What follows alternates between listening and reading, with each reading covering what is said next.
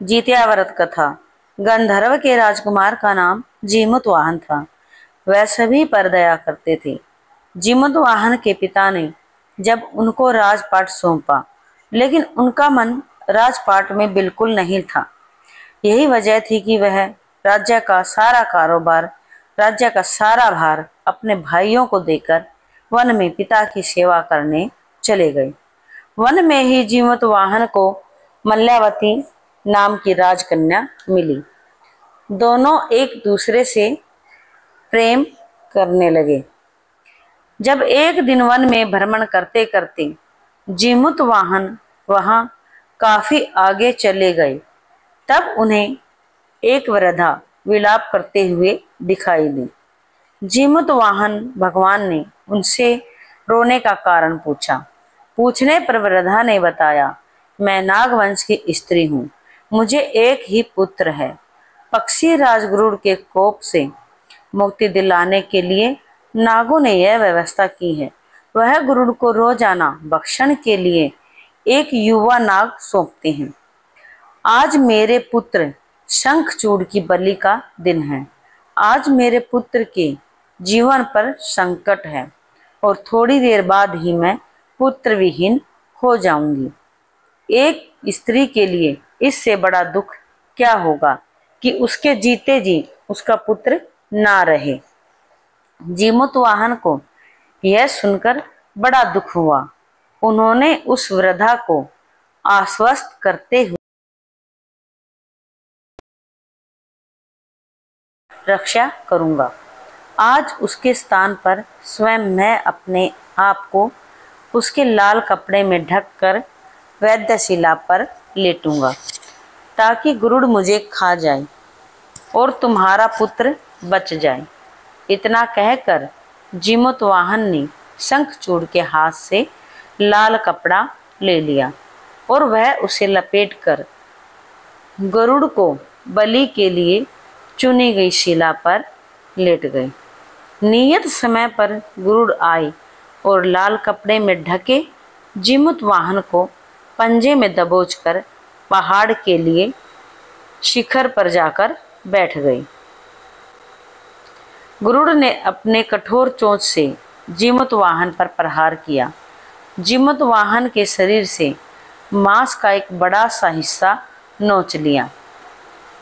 इसकी पीड़ा से जीमूतवाहन की आंखों से आंसू बह निकले और वह दर्द से कराहने लगे। अपने पंजे में जकड़े प्राणी की आंखों में से आंसू और मुंह से करहाने की आवाज सुनकर गरुड़ बड़े आश्चर्य में पड़ गई, क्योंकि ऐसा पहले कभी नहीं हुआ था। उन्होंने जीमूतवाहन से उनका परिचय पूछा तो जीमूतवाहन ने पूरा किस्सा कह सुनाया। कैसे एक स्त्री की पुत्र की रक्षा के लिए वह अपने प्राण देने आए। आप मुझे खाकर अपनी भूख शांत करें। गरुड़ उनकी बहादुरी और दूसरे की प्राण रक्षा के लिए स्वयं को बलिदान देने की हिम्मत से बहुत प्रभावित हुए। उन्होंने स्वयं पर पछतावा होने लगा। वह सोचने लगे कि यह एक मनुष्य है जो कि दूसरे की पुत्र की रक्षा के लिए स्वयं की बलि दे रहे हैं, और एक मैं हूँ जो देवताओं के संरक्षण में हूँ, किंतु फिर भी दूसरे की संतान की बलि ले रहा हूँ। उन्होंने जीमूतवाहन को मुक्त कर दिया। गरुड़ ने कहा, हे मनुष्य, मैं तुम्हारी भावना और त्याग से बहुत प्रसन्न हूँ। मैंने तुम्हारे शरीर पर जो घाव किए हैं उसे मैं ठीक कर देता हूँ। तुम अपनी प्रसन्नता के लिए कोई वरदान मांग लो। राजा जीमूतवाहन ने कहा कि हे पक्षीराज, आप तो सर्वसमर्थ हैं। अगर आप प्रसन्न हैं तो वरदान देना चाहते हैं तो आप सर्पों को अपना आहार बनाना छोड़ दें। आपने अब तक जितने भी प्राण लिए हैं उन्हें जीवन दान दें। गरुड़ ने सबको जीवन दान दे दिया और नागों की बलि ना लेने का वरदान भी दिया।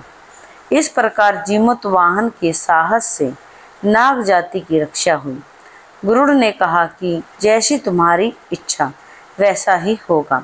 हे राजा, जो स्त्री तुम्हारे इस बलिदान की कथा सुनेगी और विधि पूर्वक व्रत का पालन करेगी, उसकी संतान मृत्यु के मुख से भी निकल आएगी। तब से ही संतान की रक्षा के लिए यह व्रत हर साल भाद्रपद मास की अष्टमी तिथि पर जीमूतवाहन की पूजा से शुरू हो गई।